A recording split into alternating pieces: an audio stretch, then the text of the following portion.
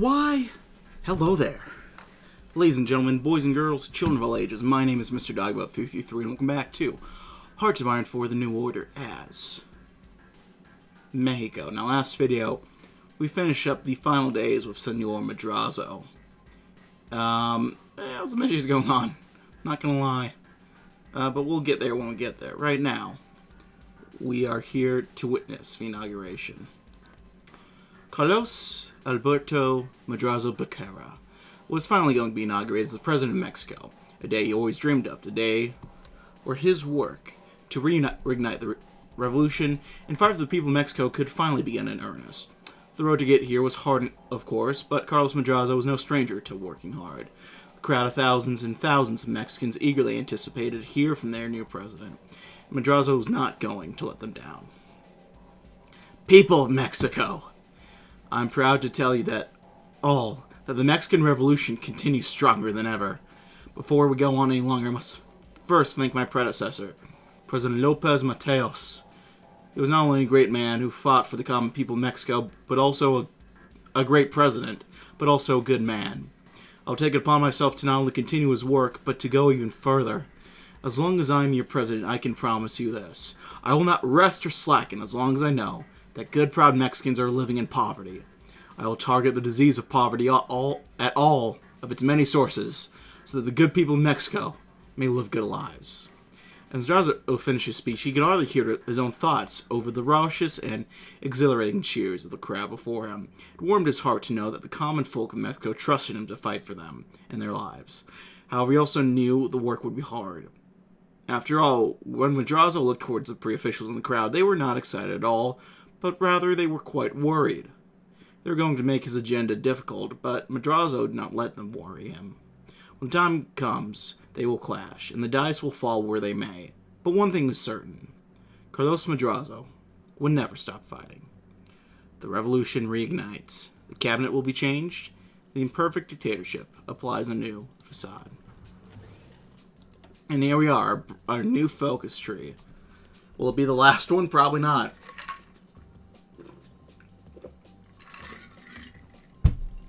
We'll have to wait and see.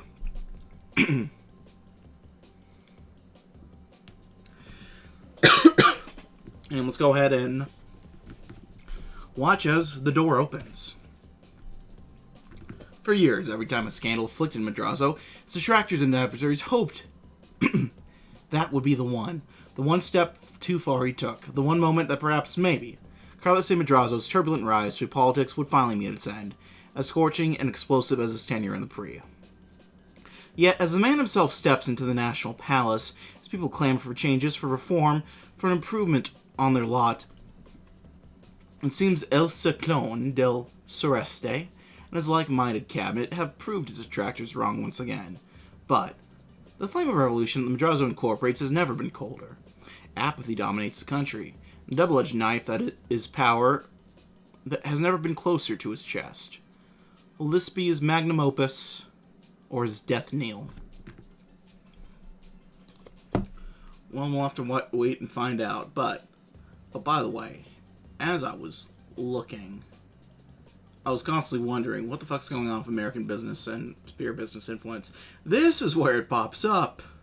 I had no idea. I really was not paying attention, but now we know. Anyway,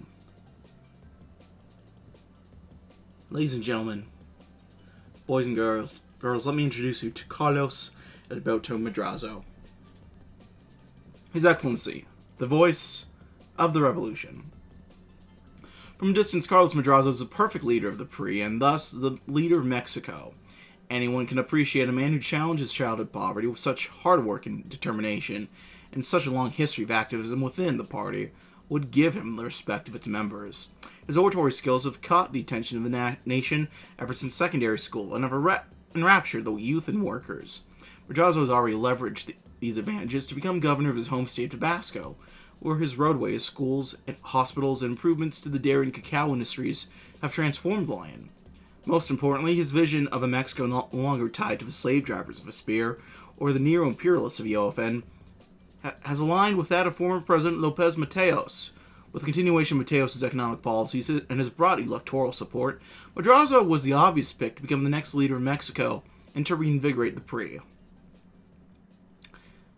But Madrazo is not a simple continuance, and that is what alarms many in his own party. Madrazo is not here to simply be a fresh face for the decaying carcass that is the PRI. He has vowed to remove the corrupt party officials and radically reform the organization. This has united a broad swath of businessmen and party members against him. With no shortage of enemies and few allies, Madrazo's presidency must go through the strongest, oldest structure in Mexico.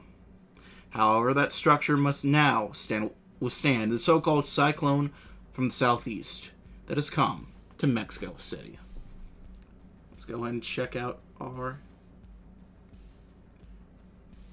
cabinet members. First off, our Secretary of Interior, Luis Echeverria. Once we combine all the PRI's attributes and distill them into one person, that person will be Luis Echeverria Alvarez. The position Echeverria has carved out within the party comes after years of careful plotting, propelling himself up the political hierarchy. A talented populist and expert in security affairs, Echeverria works hard to maintain and grow his influence within the PRI. His efforts, both political and administrative, have placed him as the president's right hand as Secretary of the Interior. Echeverria's bespectacled eyes focus diligently on his reports and orders, but shine with a certain cunning. Next, Alfonso Garcia Robles. To represent the Mexican Revolution abroad has never been an easy task, yet Alfonso Robles Garcia makes it seem like a breeze. The two last names got flipped. Or the two family names, I suppose. Not sure what's supposed to be any of them.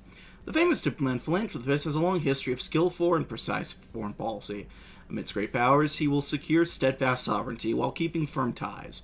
Across Latin America, he will ensure the unity and friendship by prioritizing the face of imperial powers.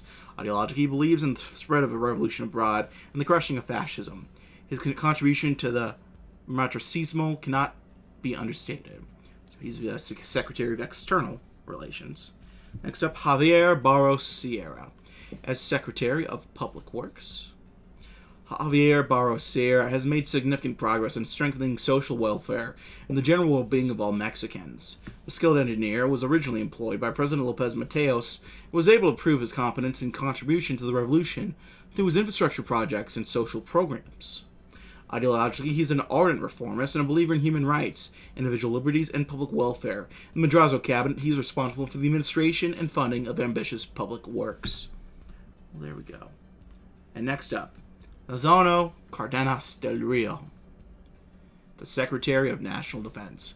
When reactionary officers killed President Madero, Lozano Cardenas answered the revolution's call to arms. Fighting the South, he saw his Zapatista compadres, died at the hands of Huerta's regime. To avenge their deaths, he joined Villa's Northern Division, though he later defected to the Constitutionalists, serving under Plutarco Calles. Cardenas would lead offensives against Villistas, the second extermination of Iquique, and Michoacan's bloody liberation. A generalship and appointment of provincial governor followed. Again, he took up arms against the Cristeros before returning to govern Michoacan. After leading the PNR, he was appointed president by Mexico's true ruler, Calles. His presidency would see the end of Calles' power, social and economic reforms, stabilization after 30 years of violence, and the formation of what would become the PRI. As the party moved rightwards, Cardenas grew increasingly critical, founding the MLN in '61 to oppose it.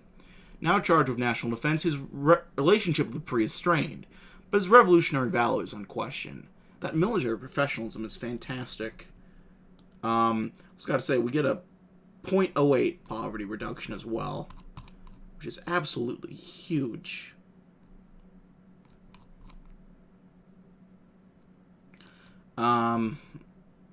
Sure wish that professionalism was better though, or higher, because we're not doing too hot there. But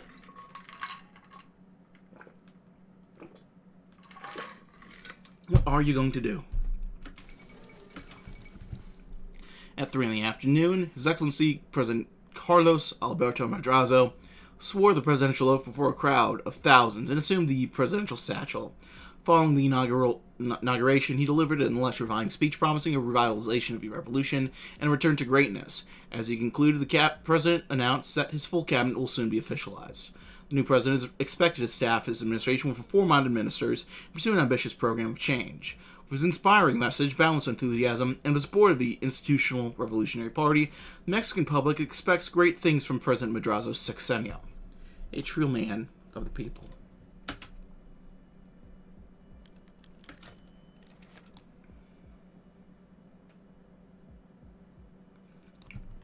The Cabinet of His Excellency President Carlos A. Madrazo, Secretary of Interior Luis Echeverria Alvarez, Secretary of External Relations Alfonso Garcia Robles, Secretary of National Defense Lazaro Cardenas del Rio, Secretary of the Navy Antonio Vasquez del Mercado, Secretary of Public Works Javier Barros Sierra, Secretary of National Patrimony Efrain Buenrostro Ochoa, Secretary of National Industry and Commerce Bernardo Quintana Arioja, Secretary of Agriculture and Animal Husbandry Marte R. Gomez, Secretary of Communications and Transport Eugenio Mendez do Curo, Secretary of Public Education Javier Rojo Gomez, Secretary of Health and Assistance Carlos Canseco, Secretary of Labor and Social Welfare Andres Serra Rojas, Secretary of Hacienda and Public Credit Antonio Ortiz Mena, and Secretary of the Presidency Lauro Ortega Martinez. President Carlos A. Madrazo. There we go. Before we do anything, I gotta go ahead and make sure we deal with this debt crisis. We have a little bit of a debt crisis going on.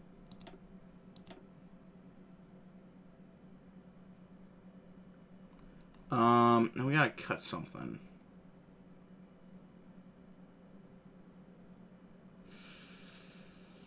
Probably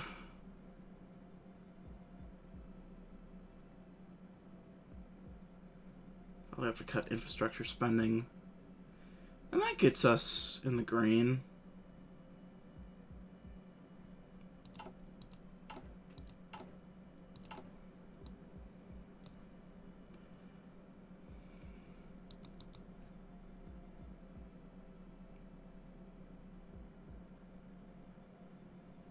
Go ahead and do a tax cut, get our growth going again.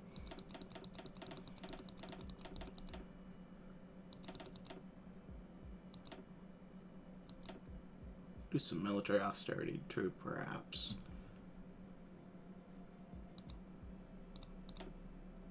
Get us to 6%, and there we go. Lopez Mateos finally got out of bed, sleeping in a luxury the former president can now afford. He strolled to his front door to collect his letters and grab his copy of the newspaper. Afterwards, he sat on the sofa and stretched out his legs, glancing through the headlines about the incoming president. The wizened man chuckled to himself.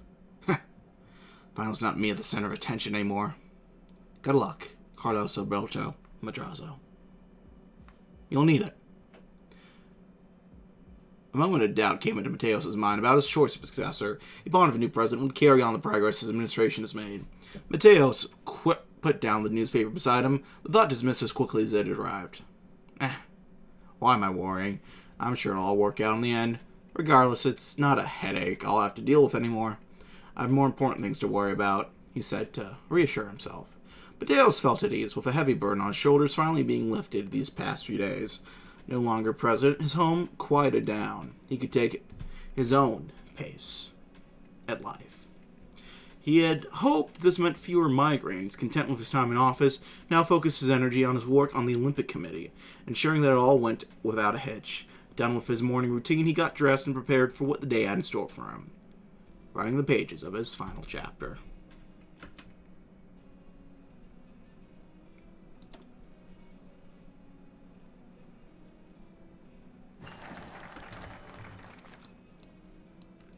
There we go, the door opens, and now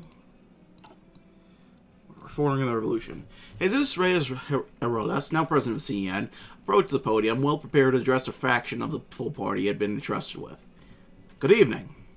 I'm honored and humbled to accept this role. The PRI in Mexico have advanced greatly under my predecessor's leadership and under your collective effort.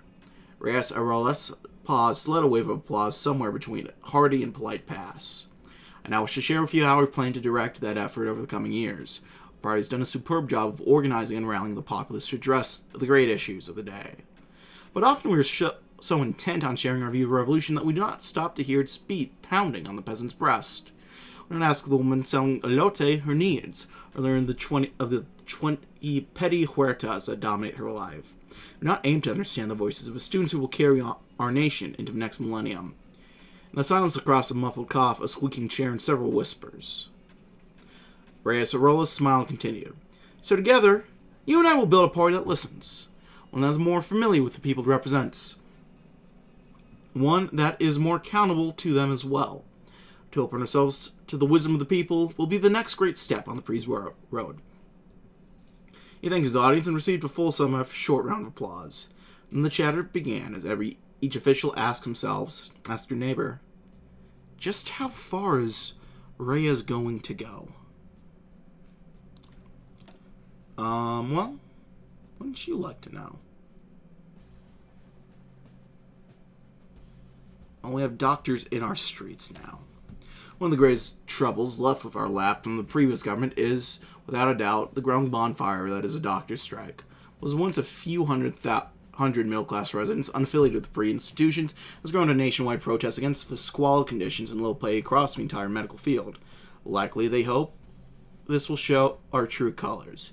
Yet within the strife lies an opportunity, whereas many expect us to bring policemen and arrest warrants, we'll instead sit with the strikers and listen to them. After all, repression was as effective as the other members of the Pre believed they would have the presidential seat. Not us.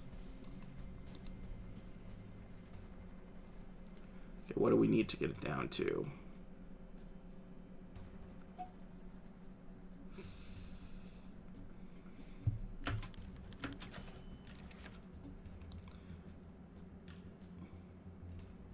The Greeks of Yale National Palace's doors marked the first time Madrazo, flanked by his various cabinet members and reformers, exited from his post and towards the roars of the crowd.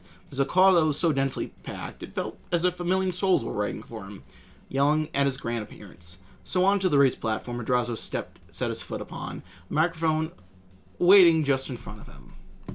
And there was silence. He looked and saw the million quiet enough for him to hear the rustle of the wind blowing across the stage. A final breath, and the words came out of his mouth. Mexico, the only country for me. One that with the spirit of the revolution set a fire within every soul inside of its borders. That fire which compels us to change, reform, grow. So long as it has been since that fire was fanned that it has allowed darkness to enter Mexico, to haunt every single citizen with a fire of revolution inside them. Madrazo overlooked the crowd, letting his breath go as long as he felt his further burned through his chest and into his voice. No more.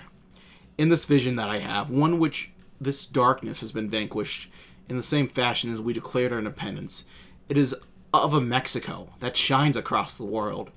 Our own nation, one of a people of hands clenched in hand. Our own nation, one of bright smiles, of cheerful laughter, of prosperity.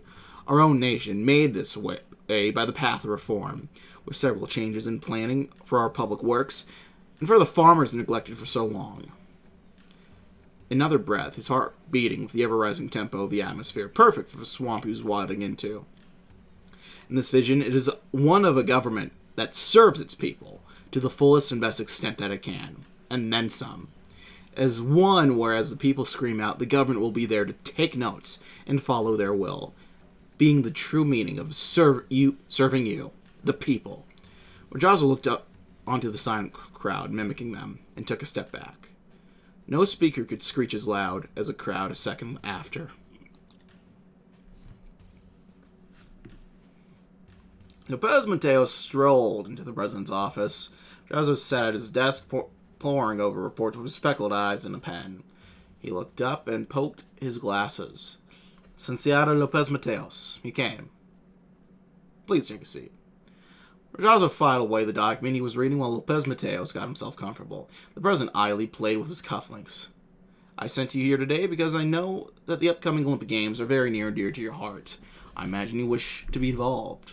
Madrazo looked at Lopez Mateos, who said, Of course, Your Excellency. He nodded and smiled. It would be the highest of honors now that I'm not in my retirement. I can still do good work, good things. Not only would it be a brilliant opportunity for the country, it would be a great boost to the party's profile. And to yourself. Lopez Mateos trailed off as he watched Madrazo leave his seat. He went to face the window overlooking the courtyard, stroking his chin, saying nothing for a while. You'll be appointed head of the organizing committee. Expecting Madrazo to say more, Lopez Mateos perked up a bit in his seat, but the silence held again. He doesn't seem that interested, he thought, as Madrazo then returned to his seat, exchanging a few more pleasantries, dismissing Lopez Mateos with a handshake and a pat on the shoulder. As he walked down the hallway to leave Los Pinos, Lopez Mateos knew he would have to make some calls, grease some palms. All to get funding, which, judging by Madrazo's demeanor, was going to be lackluster. Dry coffers. It was awfully miserly for a carnista. The chauffeur ushered Lopez Mateos into his convertible. Well, here we are. The forge of the revolution. Tierra y Libertad. Land and liberty. How close their warmth and beauty fell in the air of Cardenas. How dim and distant they flickered by 58. Lopez Mateos carefully raked the coals, but his selection of Carlos A. Madrazo, his successor, was what reignited the revolutionary promise in the people's hearts. Taking up the torch of Cardenas, Mujica, and Garrido, Madrazo will burn away the rot afflicting Mexico in the PRI, clearing the way to an independent and not just an equal future. Appeals to the true leftist and nationalist vision of the revolution will fan the flame, illuminating his course and drawing in followers from the cold. This beacon must be bold and bright, and Madrazo is to remake party, government, and society. But just as in the Porfiriato, foreign powers have dug their commercial fangs and diplomatic claws into Mexico, the eternal danger of the U.S. now joined by Japan. These vampires will not take kindly to the revolution's blinding light.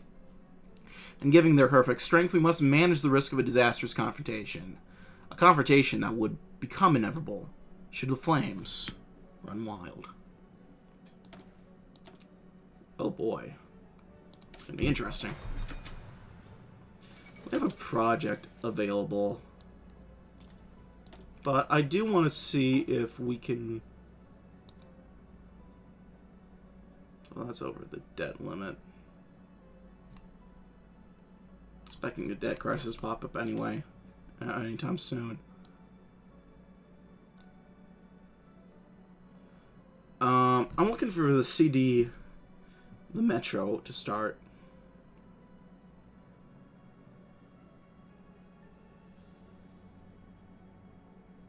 But,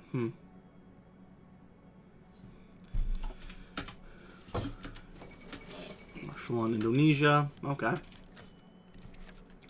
The move had not taken Gutierrez long. After all, it had been one door down. Though he had been in the room many times before, it was now his to survey.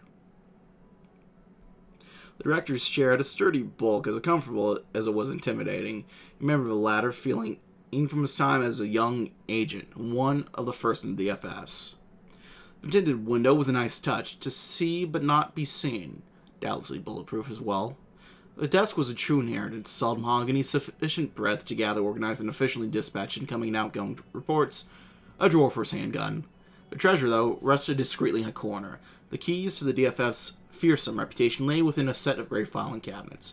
A fool might guess arms, a novice might guess training manuals, but any DFS agent worthy of a name would know that they contain information. Information on enemies of the state. Information on enemies of DFS, for they were one and the same. Information. Now it was his to survey. Oh boy.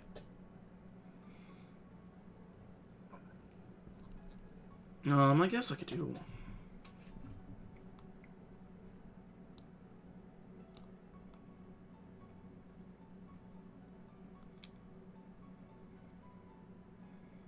I could do Non Loco Tlatelolco. As the economy of Mexico grows ever larger, so does its urban population. Seeking higher-paying jobs and more opportunities than afforded in the countryside, hundreds of thousands flock towards the nation's capital every year. Buckling under pressure, the public housing this public housing project will relieve the growing housing problem in the wider metropolitan area. Let's do it.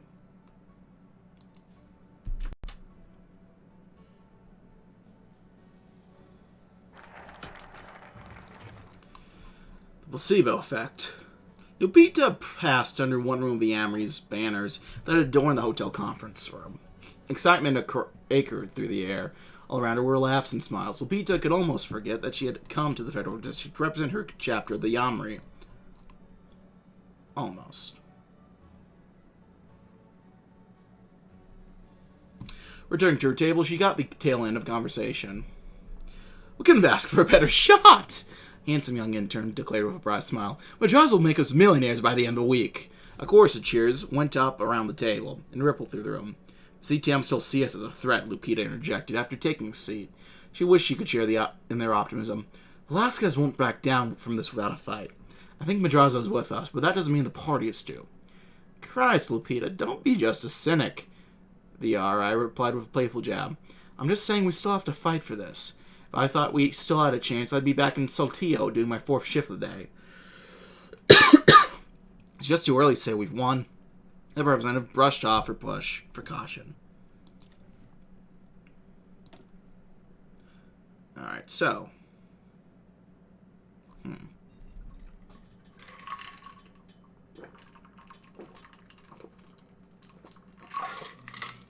So we're going to go back to work. Or I can bring him in. Let's bring him in. This feels more like the Madrazo thing to do.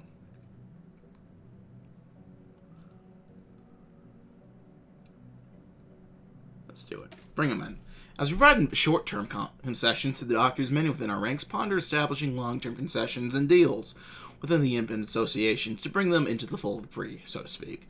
There's no doubt that the negotiations will be costly and lengthy and bother those that see us kneeling towards unions and organizations independent of the pre. Yet Rome wasn't built in a single day, nor was Mexico City. That this whole situation was even allowed to escalate as it was a sign of the failure of the old party, too used to resting on their laurels and believing too much in their own base. And that complacency cost them the rudder of the nation. Like in medicine, the taste will be bitter now, but the health of our nation and our support will come out stronger than ever. There we go.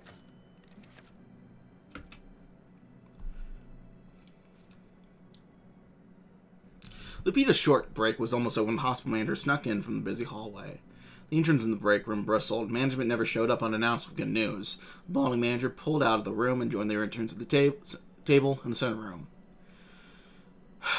"I hate to ask this of you again," he began, though his tone made it clear he had no such misgivings. "I'm going to have to ask you all to pick up another shift this evening," when the intern sighed. "I understand this isn't what any of you want to hear. But keep in mind that our reputations matter in this field. I won't want any of you to be overlooked in the future if it comes out that you aren't fully dedicated to your work."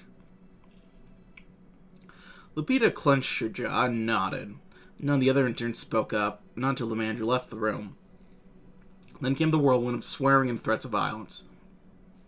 Empty ones, of course. They all knew there was nothing that could be done. All of them, but Lupita. "We don't just have to lay down and take it, you know," she said after silence returned to the room. And their interns looked at her. "There's a new union for RIs in the Federal District. They just got organized a few days ago. My aunt's a nurse in the city, and she got called as soon as she heard the news." Smiles spread across the faces of the doctors-to-be. The seeds of a Saltillo chapter of the Armory had been sown. Take it easy, but take it. Oh.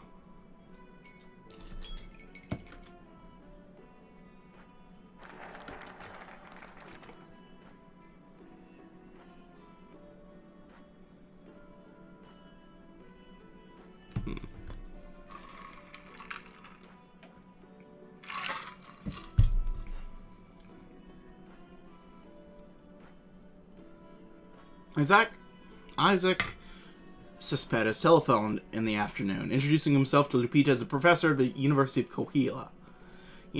She forgot what he said his discipline was, liberal arts perhaps, but she remembered asking what business Dr. Cespedes had with a woman like herself at such an hour. He was apparently a card-carrying member of Vecinop. And so now, she and the rest of the interns sat in the professor's seminar room, helping themselves to complimentary sandwiches and water. All the while, Cespedes waxed ideological, gesturing vigorously as if possessed by the spirit of an old revivalist preacher. I, dear friends, consider myself to be a great supporter of the rights of the workers. But do you know who is even a greater ally than me? He asked, beaming, expecting a reply, but adversely casting the impression that this was a rhetorical question. One in turn looked to another with a gentle amusement of silence. His Excellency, President Madrazo. Someone coughed, sniffled. It's important that all working people fight for their rights, because a victory for the public sector is a victory for all. And thankfully, the President is keen to support the Army's struggle for fair treatment. Another elongated paused. Lupita stood up and thanked Cespedes for his inspired, dignified words. Shook hands and then took her leave with the rest of the interns. A friend asked her in murmurs if this meant the CNO were going to help them. Would President Madrazo? She shook her head with a huff. His words won't help us. We need to continue our fight. But you know what we don't need to continue? This video. I'm going to go ahead and leave things there. Thanks always for watching, though, my friends. Like to see if you like, dislike, you didn't leave any comments, feedback down in the comment section below. I read all the comments I get, and I appreciate any feedback you might have for me. Check them out, various links down in the description box below, leaving comments and feedback down in the comment section below. And hit the sub button notification bell. Get the daily uploads as they come out. That's going to be it for now, my friends. I thank you all for watching, and I will see you all in the next video. Thank you, and bye-bye.